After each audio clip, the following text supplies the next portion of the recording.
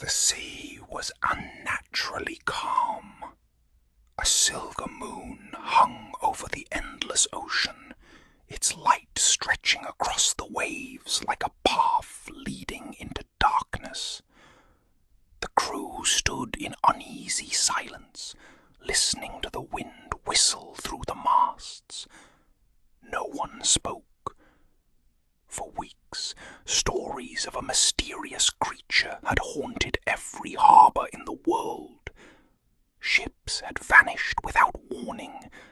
Others had returned with shattered hulls, their survivors claiming they had seen a glowing monster rising from the depths.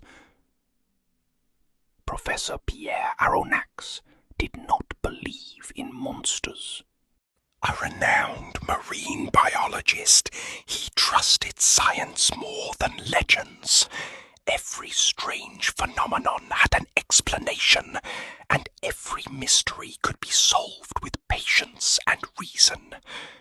When he accepted the invitation to join an expedition hunting the unknown creature, he expected to discover an undiscovered species, not a nightmare.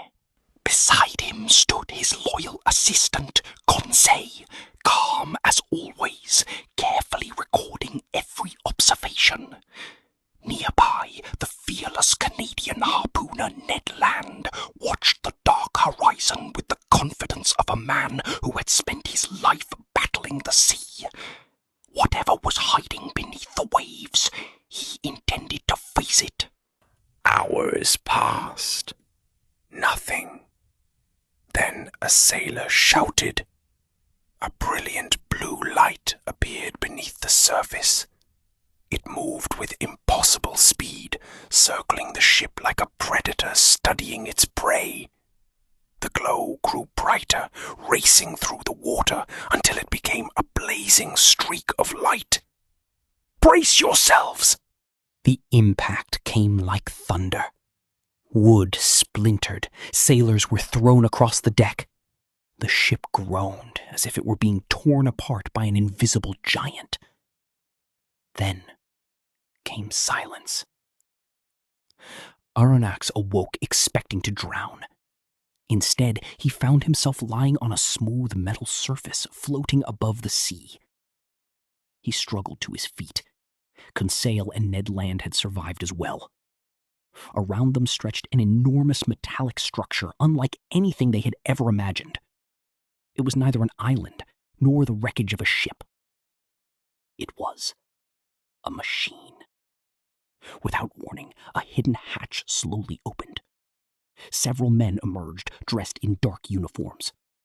Behind them walked a tall figure whose calm expression concealed years of sorrow. His eyes reflected intelligence, authority, and a loneliness that seemed deeper than the ocean itself. He looked at the three strangers without fear. "Welcome aboard the Nautilus," he said. "My name is Captain Nemo." The hatch closed behind them. Moments later, the impossible happened. The vessel began to sink. Instead of panic, Aronnax watched in amazement as the ocean opened before his eyes. Through enormous glass windows, forests of coral swayed with the current.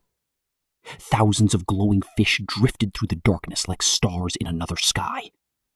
Giant whales passed silently beside the submarine, disappearing into the endless blue.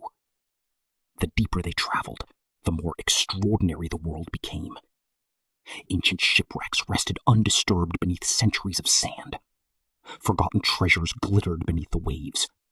Strange creatures moved through the darkness, untouched by the civilization above. Inside the Nautilus, every room revealed Captain Nemo's extraordinary mind. There was a magnificent library filled with books from around the world, scientific laboratories decades ahead of their time, and a grand music room where Nemo often played haunting melodies on a massive pipe organ. Yet behind the beauty of his underwater kingdom lay a painful secret. Captain Nemo... Hours passed. Nothing. Then a sailor shouted. A brilliant blue light appeared beneath the surface.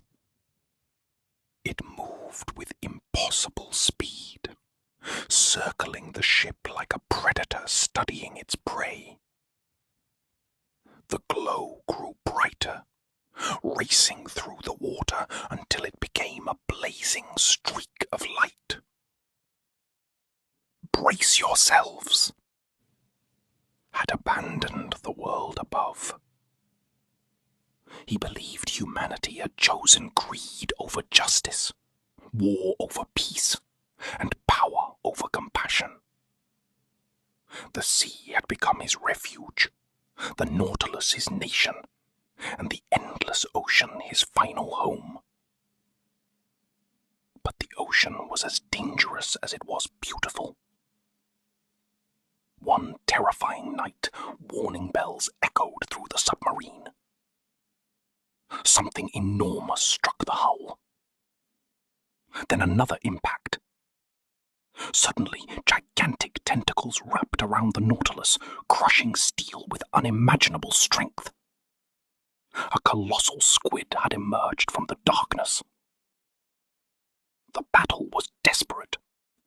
Crew members fought across the slippery deck beneath crashing waves, while Captain Nemo stood at the front, refusing to retreat.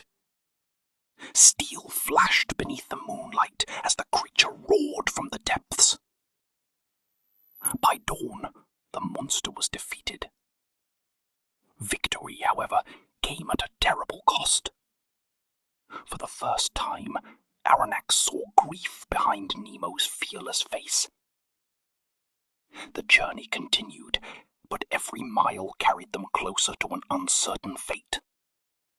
Far to the north, the sea began to roar. A massive whirlpool formed on the horizon, swallowing everything in its path. The Nautilus fought against the current, its engines straining under impossible pressure. Lights flickered. Metal groaned.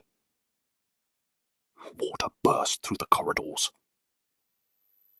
As the submarine spiraled toward the heart of the whirlpool, Aronnax, Conseil, and Ned Land escaped aboard a small boat. When they awoke on the shore the following morning, the ocean was calm once again. The Nautilus was gone. Some believed it had been destroyed beneath the waves. Others whispered that Captain Nemo still sailed the hidden depths of the oceans,